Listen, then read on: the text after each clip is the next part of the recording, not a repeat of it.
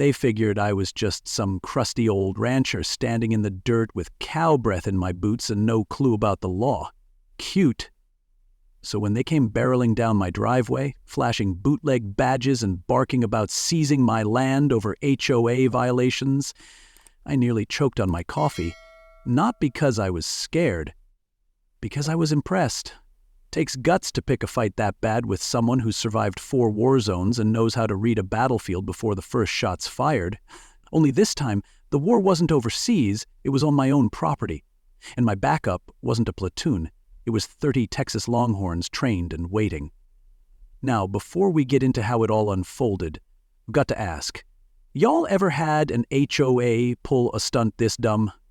Drop a comment and tell me where you're tuning in from, 'cause you're not gonna believe what came next. Name's Jack Brenner, Colonel, Army retired, 20 years of bad coffee, tight schedules, and learning how to read a lie before it leaves the lips. I came back home with a busted knee, a pocket full of medals, and zero interest in ever hearing the word sir again. Bought 50 acres outside Waco, Texas, and started fresh.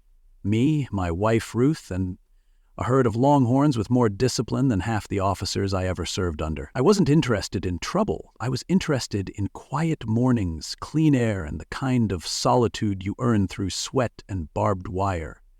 Ruth and I kept to ourselves, ran the land, trained the cattle, and stayed out of everyone's business.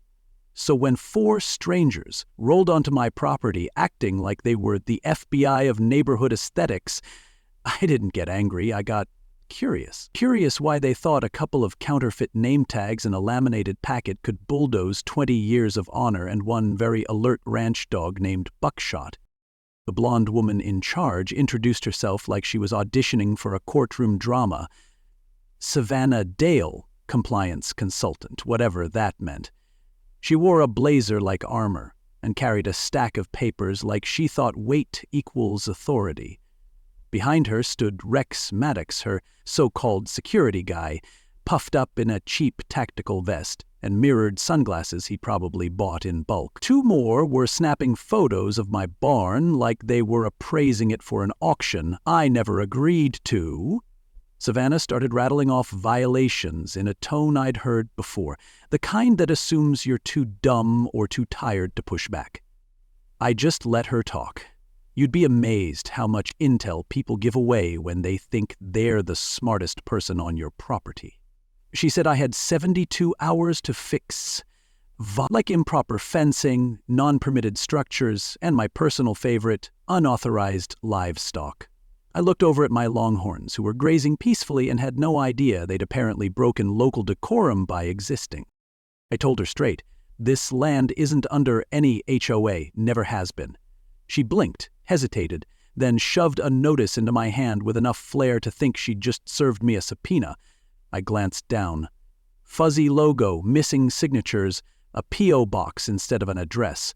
I've seen stronger documents printed on diner napkins. But I stayed calm. That's what folks like this don't expect. They want fear, confusion, maybe even a shouting match they can twist into a threat report. What they don't want is a man who knows how to run recon while smiling politely. And Savannah must have caught that tone shift in my voice, because her backup started twitching, eyes darting, posture changing, like they realized the game was slipping. The thing is, intimidation only works if the target thinks they're outmatched. And let me tell you, out here, the only thing that outmatches me is a bull named Reaper, and even he checks my mood before charging. While they fanned out like low-budget investigators, I stepped back and made the call that would shift the gears. Eli Booker, my old Army buddy, now a lawyer who eats fraud for breakfast. "Eli," I said, watching Rex pretend to take notes on a dead tablet, "we've got HOA actors on the property with fake badges and big attitudes."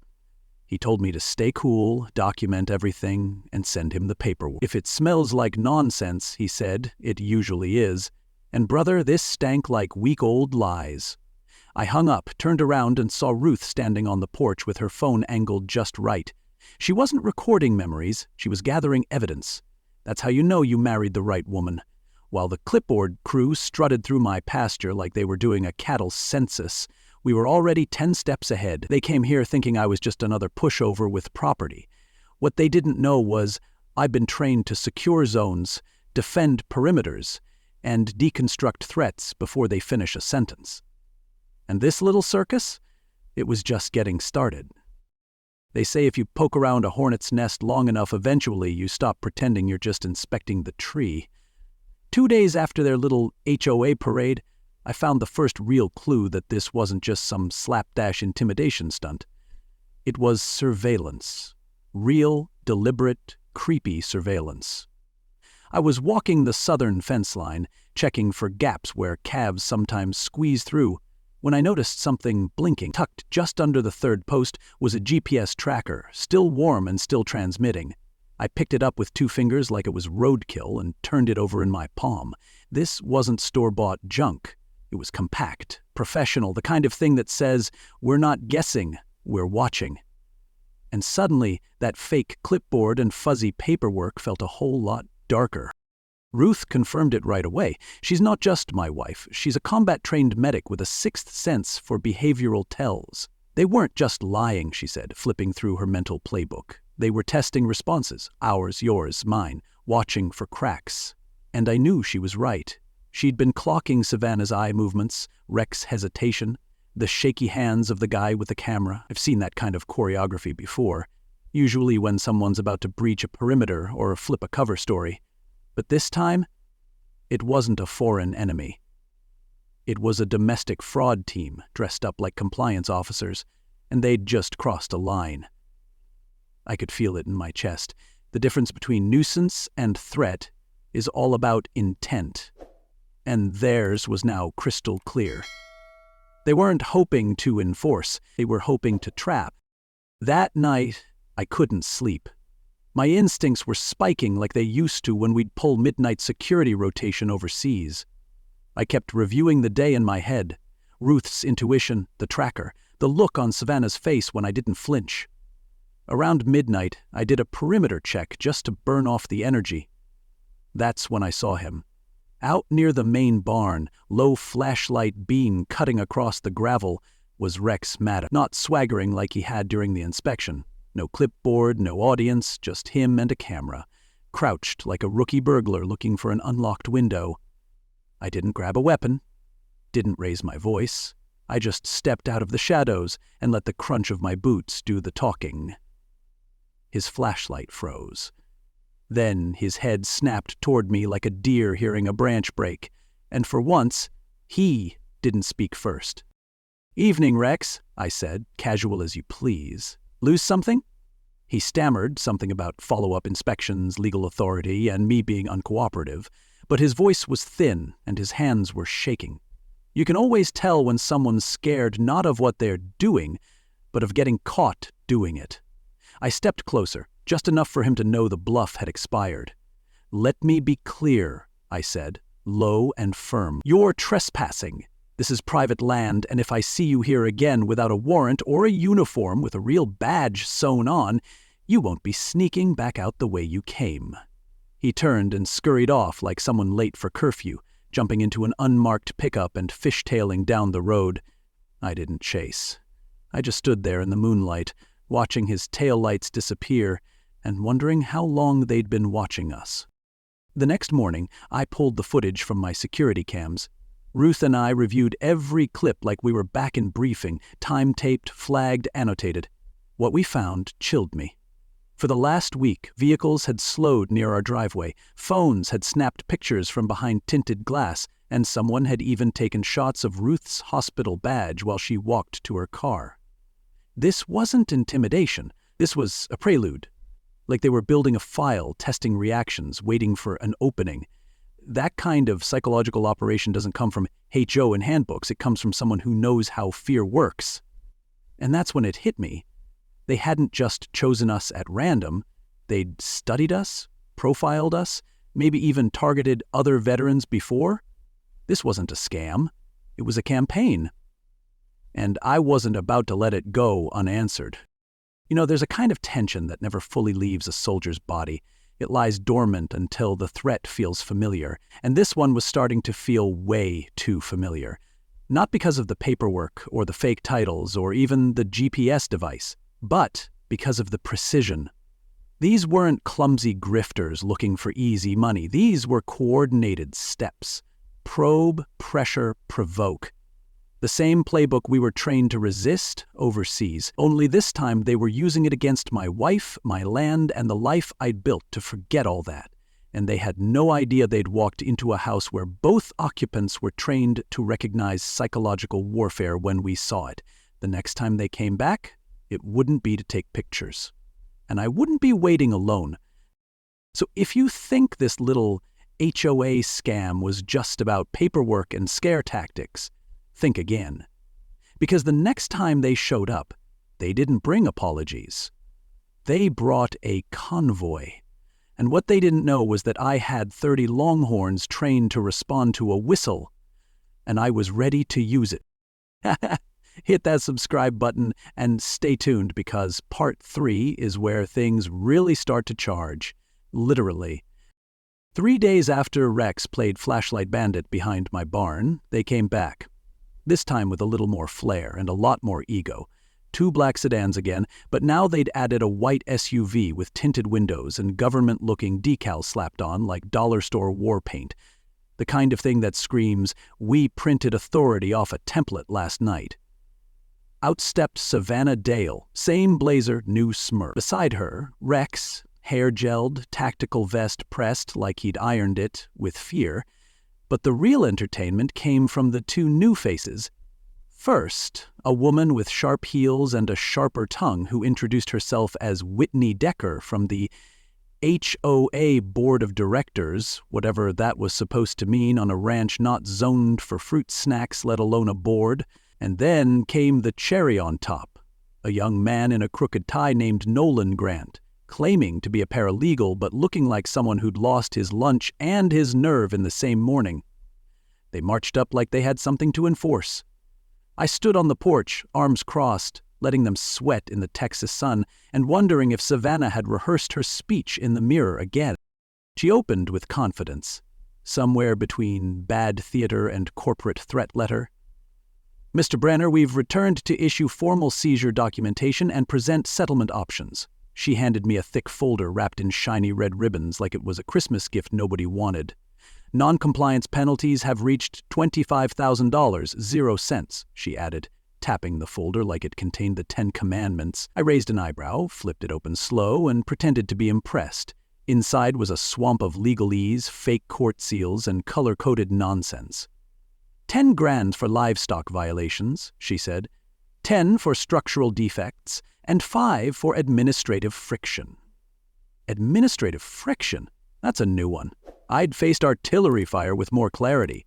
The citations referenced zoning laws from counties I didn't even live in. One paragraph was literally duplicated twice, copy, paste, and hope I wouldn't notice.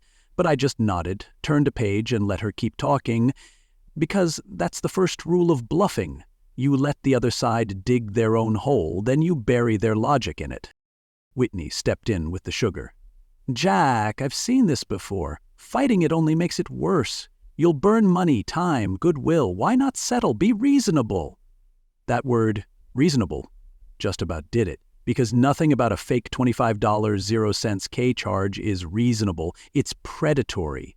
But I smiled politely and said I'd take it under advisement. Meanwhile, Ruth had stepped onto the back porch with a laundry basket in one hand and her phone in the other, positioned just so. You'd think she was hanging sheets. What she was doing was capturing audio, video, body language, and enough material to make a courtroom weep. And while Savannah's crew clicked their heels and flapped their gums, I was doing what I do best, gathering intel. Rex, of course, played the tough guy, flexing his neck muscles like they were about to testify. But he avoided eye contact every time I glanced his way. Nolan looked like he wanted to dissolve into the gravel. The whole act was so sloppy it would have been funny if it wasn't aimed at people who don't know better. But I knew better. So while they strutted and squawked, I was staging a little something of my own. That morning, I'd walked the northern pasture and made a small adjustment to the gates. Nothing obvious, nothing reckless, just enough to open the lanes between the house and the herd. My longhorns were grazing as usual, quiet, spread out like they always were. But these weren't just cattle anymore. They were my flank, I'd trained them with modified whistle commands from my time in Kabul. 3 quick blasts to gather, 2 long ones to shift position, 1 sharp, long whistle to charge. Took years to teach them, and honestly, I thought I'd never use it again. But when someone threatens your land, your wife, and your legacy all in the same week, you start seeing every part of your life like a defensive line. My bowls weren't props, they were Plan B, and Savannah had no clue that the only thing standing between her SUV and a full-blown cattle correction was me deciding when to blow the whistle. After about 20 minutes of what I can only describe as bureaucratic charades, I closed the folder and said the line I'd been waiting to use since they rolled up. "I'll need to review this with my attorney." Savannah's mouth tightened. Rex crossed his arms harder. Whitney plastered on that fake empathy smile you only see at HR firings. But the paralegal, Nolan, he looked straight at the ground, like if he stared long enough, it might open up and swallow him whole. I added, "And for the record, you are being recorded from 4 separate angles, including audio. You're on private property and you'll be asked to leave after this interaction." That's when I saw the tiniest twitch in Savannah's jaw, just enough to know the power dynamic had shifted. The show was over, and she knew it. They filed back to their vehicles like deflated parade balloons. Rex lingered by the SUV, trying to recover his dignity, but tripped on a loose stone and nearly rolled his ankle. I didn't laugh, but Ruth did. Quietly, like a medic diagnosing karma. As their taillights disappeared down the road, I finally let out the breath I'd been holding. Ruth stepped up beside me and handed me her phone with a smile. "All recorded," she said. "You think they'll come back?" I nodded. "Oh, they'll be back. They've come too far to quit now." I looked out at the pasture where my herd was still peacefully grazing, unaware they were now part of a pending counter-offensive. "Tomorrow," I said, "they're going to bring more papers, more uniforms, more noise." I turned the whistle over in my palm, the same one I'd carried overseas. The same one that had once signaled medevac in the middle of mortar fire. "And tomorrow," I said, "I'm going to show them what a real response looks like. Because I may be retired, but I'm still a colonel. And I don't surrender my land to cowards hiding behind clipboards and decals." It started just after 9 a.m., one of those quiet Texas mornings where the air feels too still, like the land's holding its breath. I was already up, had walked the property, double-checked the gates, and fed the herd a little early. The brass whistle was in my pocket, coffee half full. Peaceful enough to make you forget what was coming. Then I heard it, tires crunching gravel with authority. Not 2 cars this time, a convoy. 4 vehicles, including one decked out in government-style decals that looked like someone had Googled official and printed confidence on vinyl. I didn't panic. I stood on the porch, calm as pond water, watching them pile out like a low-budget FBI audition. They poured out like they'd been choreographed. Savannah leading the pack in her fitted blazer and too confident gait, Rex swaggering in behind her with enough tactical gear to survive a marshmallow war. Then came the 2 new recruits. One had aviator shades and knee pads, like he'd confused a HOA visit with a hostage situation. The other had a video camera rolling like this was an episode of Law and Order Front Lawn Edition. They spread out in formation, approaching like they'd cornered a dangerous outlaw instead of a rancher with joint pain and 30 cows. "Jack Brenner," Savannah called, voice loud and practiced. "You're under arrest for non-compliance and obstruction of enforcement protocol." I almost tipped my hat, just for the theatrics. If they'd brought popcorn, I might have let it play out longer. Instead, I stepped off my porch and asked, plain as day, for identification and a real warrant. She launched into legal nonsense about emergency powers and provisional seizure orders, none of which exist in anything other than HOA fan fiction. Rex moved closer, one hand near what looked like a fake taser clipped to his vest. That's when I knew it was time. I reached for the whistle, put it to my lips, and gave one long, piercing blast, the kind that used to signal medevac when things went sideways overseas. Then I waited. 10 seconds. 15. Savannah raised her voice. probably thinking I was stalling, but I just watched the horizon. Because when you've trained a herd for 5 years to respond like a unit, you learn to respect the moment before impact. That moment, it ended with a rumble. The sound hit first, low, building, unmistakable. Then the ground itself started to hum. From the north pasture came 30 longhorns moving like thunder with horns. And I don't mean meandering, I mean full-speed, coordinated, deliberate charge. Sergeant led the way, my biggest bull, 1,200 pounds of muscle and mission. The rest followed behind like they'd been rehearsing. And in a way, they had. We trained for movement, formation, control, just never for this. They swept across the gravel like a wave of hooves and heat. Savannah screamed something about federal violations. Rex dropped his taser and ran for cover. One of the new guys tripped and rolled under the SUV, camera still rolling. And just like that, the fake enforcement team dissolved faster than a sugar badge in a rainstorm. It was beautiful in a chaotic, karmic sort of way. Savannah dove into her SUV, locked the doors, and stared out through the glass like she was under siege. Rex tried to hide behind a vehicle, but 2 bulls cornered him and he ended up climbing on the roof so fast, I swear he left the ground twice. That roof was already claimed, though, by Sergeant. He stationed himself right beneath Rex, dead still, horns up, daring him to jump. The look on that man's face said he'd rather teleport than test gravity. Meanwhile, one of the younger bulls nudged the front bumper with enough force to set off the alarm. Another punctured a tire like he was popping a soda can. The whole thing looked less like an arrest and more like a livestock-led demolition derby. I stood there watching, hands folded, letting them taste the full weight of a bad plan meeting a better one.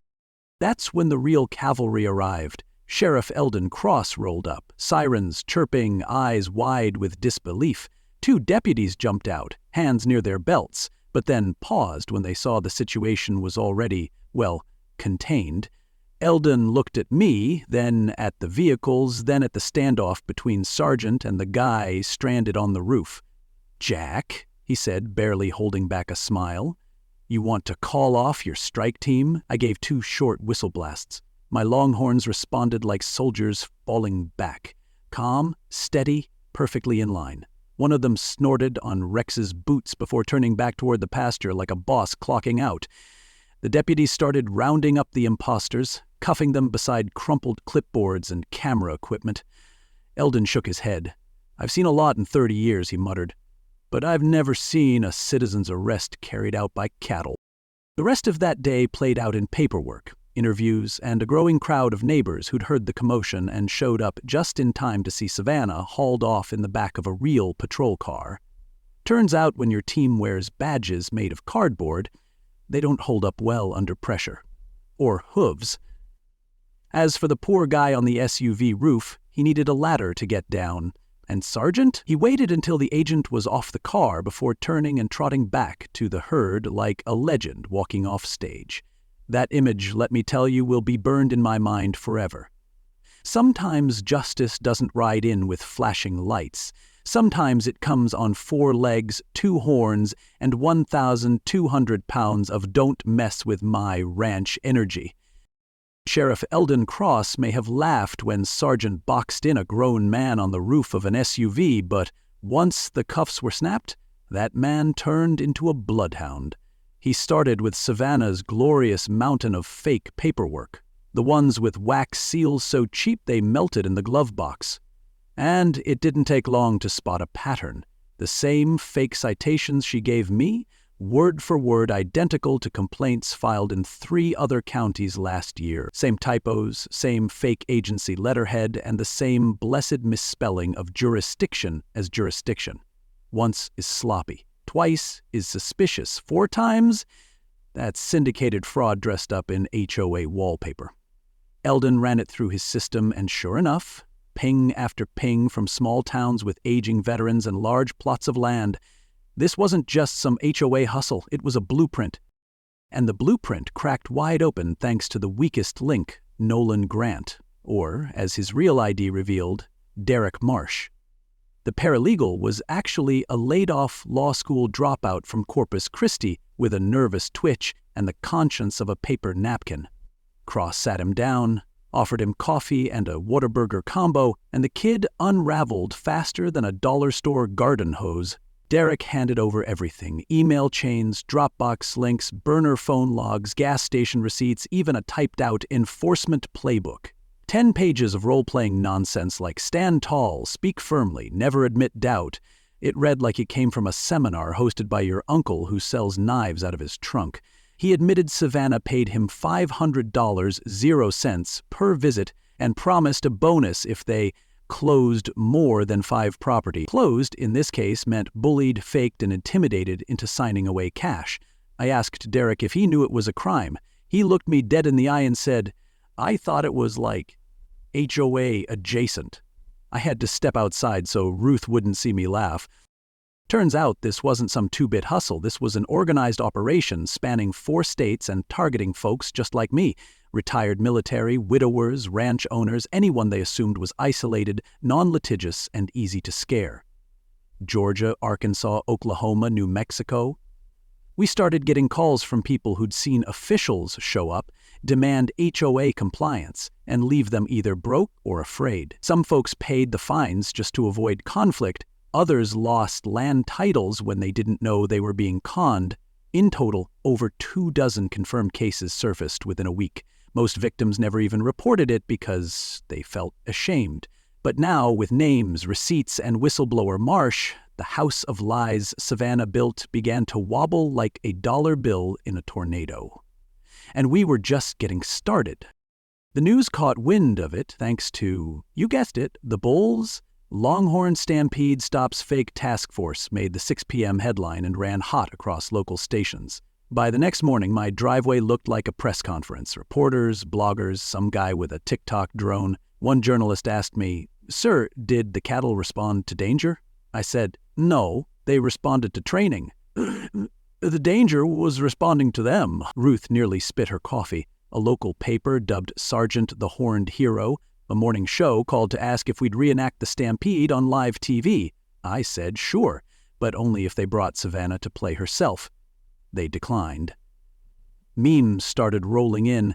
One showed my bulls behind bars with the caption, "Locked up for doing what the HOA wouldn't."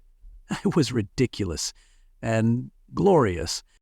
Meanwhile, Sheriff Cross sent the case up the food chain. The Texas Attorney General's office opened a formal investigation, and that's when the alphabet soup got involved. State auditors, federal postal inspectors, even a guy from the IRS showed up with a clipboard and a vengeance. Savannah's base of operations, a rented insurance office 2 counties over, was raided within 72 hours. What they found was every bit as cartoonish as it was damning. Fake legal pads, folders stamped with Department of Community Order, a department that doesn't exist, business cards with different aliases, and a literal box labeled costume accessories, vests, hats, authority pins. That's right, they had a prop box. Also found a 3-ring binder titled Client Disruption Strategy, which, no joke, included a bullet point that read, "Cry if necessary to de-escalate." It wasn't law enforcement, it was emotional puppetry. But now the puppets were tied up in zip cuffs, and their ringmaster, she was headed for real charges. As the dominoes fell, something strange and kind of beautiful happened. The victims started finding each other. A Vietnam vet from Georgia who'd been shaken down in February emailed me, saying, "I thought I was alone. Turns out I was just first." Another widow in Arkansas had paid $8,000, 0 cents, in silence. Now she was standing tall with a lawyer. Lawsuits were being drafted faster than Savannah could spell. Judgment. And meanwhile, my Longhorns? Celebrities. Local high school kids started a petition to declare Cattle Appreciation Week. Sergeant got a Facebook fan page. Someone spray-painted, "Ha! HOA this" on an old grain silo with a cartoon bull. It was absurd, it was loud, but underneath it all was justice, and it tasted better than any headline ever printed. Now we had momentum, victims connected, attorneys teamed up, and our community, once quiet and scattered, began to feel like a movement. And what started as one angry vet and his whistle-trained bulls had turned into a legal firestorm barreling down the tracks. Savannah's team? Done. Cross was prepping federal affidavits. Derek? He joined the witness protection program of public shame. And Ruth, he was baking cookies for the county clerks because we were filing so many claims they needed snacks just to survive the paperwork. As for me, I was ready for the last piece of the plan. Because while exposing the fraud was satisfying, what came next was personal. Court day came quicker than I expected, probably because the state didn't want to give Savannah Dale another chance to slip on a new costume and disappear like Houdini in heels. The courtroom was full, veterans in their Sunday boots, neighbors whispering through the gallery, and 3 reporters arguing over whether Sargent should be considered a co-defendant or a local hero. Savannah showed up in a beige jumpsuit, shackled at the ankles, her confidence leaking like a flat tire. Her attorney opened with some nonsense about intentions versus impact. And I swear, even the stenographer sighed. But the judge? Oh, he'd seen through grifters since before Savannah could spell HOA. He read the charges out like branding a steer. Fraud, impersonation, conspiracy, elder intimidation, falsifying public documents. She sat there blinking, like she hadn't just turned Texas into her personal monopoly board. Sentencing was swift. Savannah got 8 years, no parole. Rex Maddox got 5 and a mandatory financial ethics course, which made the gallery snort. The other actors got shorter terms, most under 3 years. Derek Marsh, the sniveling paralegal turned whistleblower, testified with tears and trembles. He got probation and a side order of shame. The judge wasn't done, though. He ordered restitution, every dollar taken to be returned to every victim, down to the penny. Savannah's bank accounts, hidden real estate holdings, and a cabin in New Mexico with her alias Susan Vaughn were seized and liquidated. Watching those veterans and widows receive checks, not just money, but acknowledgement, felt like justice had walked into that courtroom wearing boots and a Stetson. About a month later, the county held a public auction to offload the seized goods. 2 SUVs, the same ones they used to roll up like some fake federal force, sat there in the lot, windows dark, egos deflated. No one wanted them. Too much bad mojo. One guy offered $50, 0 cents, just to smash the windshield for therapy. I walked up with Ruth beside me and said, $100 for both. The auctioneer blinked, shrugged, and slammed the gavel. Sold to the man with the bulls. Brought those vehicles back to the ranch, pulled out the engines, and got to work with my welding torch. We stripped the seats, cut out the backs, reinforced the floors with steel troughs, and filled them with hay. Next morning, Sargent and the herd had breakfast in the same SUVs that once tried to intimidate us. That, right there, was the sweetest reversal I've ever served. The story didn't stop at the county line. Folks started showing up. Curious locals, retired veterans, even tourists passing through just to snap a photo with the legendary bull that beat the HOA. Some called it a living folk tale. Others called it poetic justice with horns. One teacher brought her 4th grade class for a Texas civics field trip. Ruth printed little pamphlets that said, "Sometimes justice don't need a courtroom. Just a pasture and a plan." A news crew from Austin wanted to film a documentary. I said, sure, but only if the bulls get final cut approval. They laughed. I didn't. Ruth, meanwhile, built something even more powerful. She launched a nonprofit for victims of rural fraud, especially veterans, called Operation Pasture Peace. Helped over 200 families in its first 6 months. That woman turned pain into purpose, and somehow found time to knit Sargent a custom winter blanket with his name stitched in gold. Then came the phone call that made me spill coffee on my boots. State Senator Morales from Dallas said he was drafting legislation inspired by our story. He wanted to create a Rural Homeowner Protection Act targeting fraudulent HOA activity. Said he was naming it after me, Brenner's Bill. I told him, Senator, if this thing doesn't include a line about bulls, it ain't mine. He laughed. But sure enough, the bill passed. Unanimously, it required verification of all housing enforcement claims, established a database for registered HOAs, and, in one brilliant clause, protected landowners' rights to defend against impersonators through non-traditional methods. That was the legal version of saying, go ahead and use your whistle-trained herd if the clipboard cowboys roll up uninvited. It was the first time Texas law officially acknowledged bulls as a security system. As for me, I went back to ranching, fixing fences, and making sure the whistle still worked. But I got to admit, the world doesn't look quite the same. Not when you've stood your ground and watched a storm of lies collapse under the weight of truth and hooves. Sargent's fan base grew. Someone made a plush toy of him and mailed it to us. One artist painted a mural on the side of our barn. My favorite part? He painted Savannah's SUV crushed like a soda can under a bull's hoof with the caption, "Breakfast served." That's how we feed the herd now.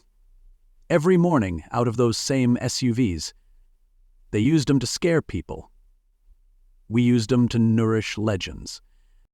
Sometimes justice doesn't come in a briefcase or behind a badge. Sometimes it comes in a dusty field, carried by a man with nothing but a whistle, a wife who don't flinch, and 30 longhorns that know when it's go time. That's our story, and if you've been sitting there wondering whether truth can still win, I'm here to tell you it can. And sometimes it even eats breakfast in style. And if you've made it all the way to the end of this wild tale, from fake badges to bulls turning SUVs into breakfast bowls, then maybe you're like me, tired of watching decent folks get pushed around by cheap authority in expensive trucks. Maybe you've seen one too many scams hiding behind clipboards, or maybe you've been told to just let it go when your guts said otherwise. But here's what I hope sticks with you. You don't need to be loud to be strong, and you don't need a badge to defend your name. Sometimes justice shows up in boots with a whistle and a herd that's got your back. This story wasn't just about me. It was about every veteran who came home expecting peace and got paperwork. It was about the quiet ones, like Ruth, who can read a con man before he speaks, and the community that chose to rally instead of retreat. We didn't just expose a scam, we reminded folks that truth still has value, courage still has consequences, and legacy isn't what you own, it's what you leave standing when the storm passes. So if this story moved you even a little, do me a favor. Hit that like button. Not for me, for every person who's ever stood their ground and said, "Not today." Leave a comment below. Tell us if you've seen something like this in your neck of the woods, and if you believe stories like this matter, stories about grit, grace, and justice with a Texas twist. Make sure you subscribe to the channel so you don't miss what's coming next, because trust me, there are more stories to tell, and some of them even crazier than this one. Thanks for riding with me. I'll see y'all in the next one.